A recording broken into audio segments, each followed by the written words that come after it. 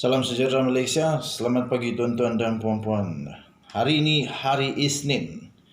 Tuan-tuan dan puan-puan yang dihormati sekalian, denyut nadi suara rakyat bergema di channel ini. Tuan-tuan dan puan yang dihormati sekalian, saya ingin kongsi satu berita yang amat berat. Satu berita yang pasti akan menakutkan Datuk Seri Najib Tun Razak. Berita ini pasti tidak akan disukai oleh Datuk Seri Najib Tun Razak. Dan berita ini menentukan sama ada Datuk Seri Najib Tun Razak akan selamat ataupun tidak. Pastikan kamu terus bersama di dalam video ini kerana di permulaan, pertengahan, malah di siring-siring, di sudut-sudut video ini akan ada maklumat yang penting yang pasti membuatkan ramai macai-macai Datuk Seri Najib Tun Razak rasa bergegar, rasa takut dan pastinya akan mulai rasa nervous. Okey, tuan-tuan dan puan-puan.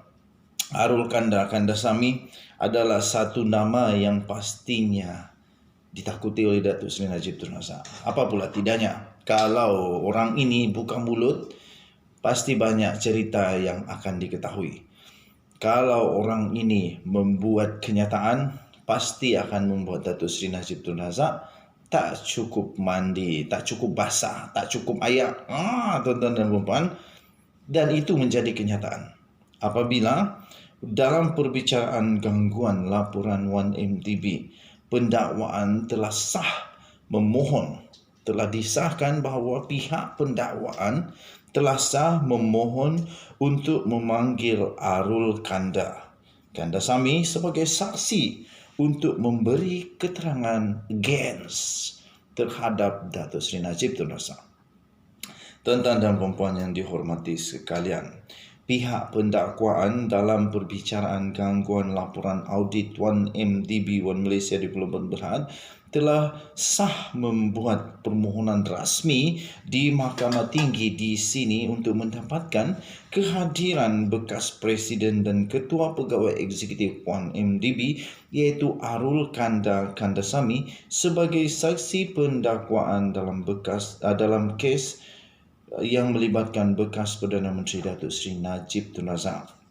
Timbalan pendakwa raya kanan yang amat ditakuti oleh Rosmah Mansor dan Najib Razak serta semua macai-macai Najib Razak iaitu Gopal Sri Ram telah sendiri membuat permohonan itu di hadapan Hakim Mahkamah Tinggi Muhammad Zaini Mazlan yang berkata bahawa pihak pendakwaan telah sah membuat permohonan itu memandangkan Arul Kandasamy yang adalah merupakan juga tertuduh dalam kes itu mempunyai maklumat mengenai transaksi yang dibuat oleh tertuduh lain iaitu Najib pada Februari 2018.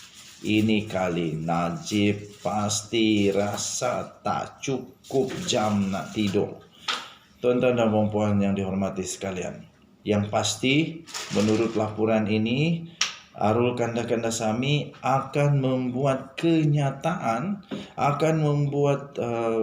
pernyataan di mahkamah melawan Datuk Seri Najib Tun Razak terhadap against. Dalam bahasa Inggeris against itu maksudnya melawan. Ya, jadi tuan-tuan dan puan-puan, adakah Datuk Seri Najib Tun Razak akan semakin bungkus kali ini? Adakah Datuk Seri Najib Tun Razak akan menjadi semakin kalah selepas ini? Tetapi tuan-tuan dan puan-puan, ada kesan yang kedua adalah kalau Arul Kandasamy menceritakan yang lebih berpihak kepada Datuk Seri Najib Tun Razak, Najib Razak boleh selamat. Tetapi kalau yang disebut nanti Arul Kandasamy itu tidak membantu, malah menyebabkan Datuk Seri Najib Tun Razak makin susah, yang masalah dia, tuan-tuan dan puan-puan yang dihormati sekalian. Tuan-tuan dan puan-puan yang dihormati sekalian, Sri Ram berkata maklumat transaksi berkaitan 1MDB yang dimiliki oleh Arul Kandasamy akan menjejaskan keputusan pendakwaan terhadap Najib yang merupakan bekas pengerusi lembaga penasihat 1MDB.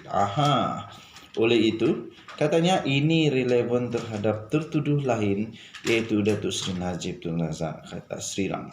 Sri Ram yang adalah bekas Hakim Mahkamah Persekutuan. Patutlah. Patutlah.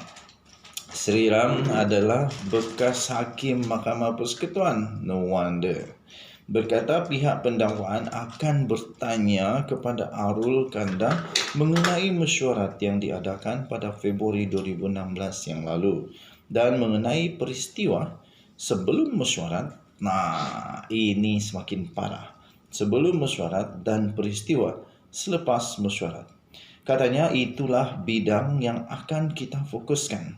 Pihak pendakwaan tidak merekodkan keterangan lisan daripada tertuduh iaitu Arul Kandasamy berhubung perkara ini dan ini akan dilakukan secara viva iaitu pemeriksaan melalui keterangan lisan, kata Sri Ram.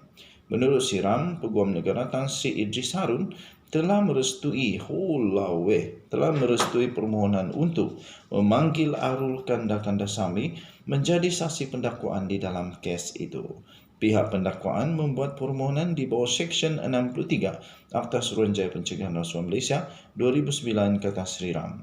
Peguam Najib iaitu Tan Sri Muhammad Syafiq Abdullah menunjukkan kepada mahkamah bahawa pihak pembelaan membantah permohonan supaya Arul Kanda menjadi saksi pendakwaan dan pihak pembelaan akan membuat hujahan terhadap permohonan itu yang dianggap tidak berperlembagaan. Kenapa mereka takut?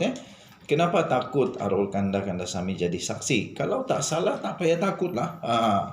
Hakim Muhammad Zaini kemudiannya menetapkan pada 30 Mei 2022 untuk mendengar hujahan mengenai perkara itu.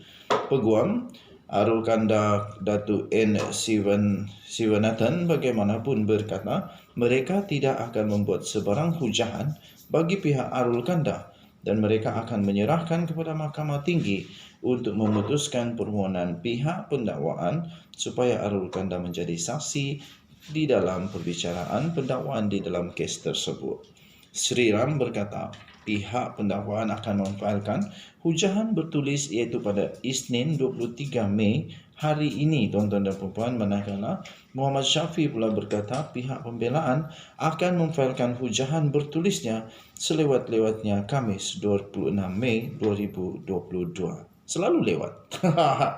Muhammad Syafiq berkata Seksyen 63 Akta Suruhanjaya Pencegahan Rasuah Malaysia 2009 melibatkan budi bicara mahkamah dan oleh itu adalah sesuatu untuk mahkamah ini putuskan, katanya. Arul Kanda didakwa bersubahat dengan Najib Razak dalam dakwaan mengganggu laporan audit 1MDB pada pertemuan dengan Pegawai Jabatan Audit Negara NAD pada 24 Februari 2016 yang lalu.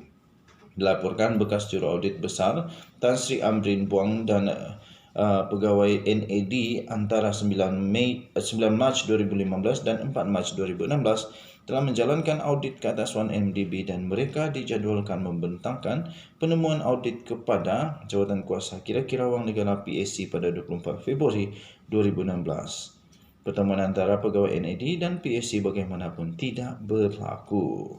Dilaporkan bahawa Amrin dan pegawai NAD telah diarahkan untuk menghadiri satu lagi mesyuarat. Pada 24 Februari 2016, Najib dan Arul Kanda didakwa bertemu Amrin dan pegawai NAD. Menurut laporan berita, beberapa perkara telah dikeluarkan daripada laporan audit 1MDB selepas pertemuan dengan Najib dan Arul Kandasamy.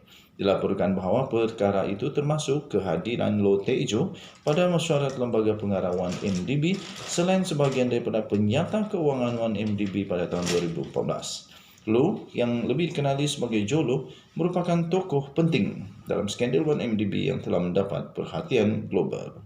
Denyut nadi Suara Rakyat bergema di channel ini. Kita jumpa lagi. Selamat pagi Malaysia. Bye-bye.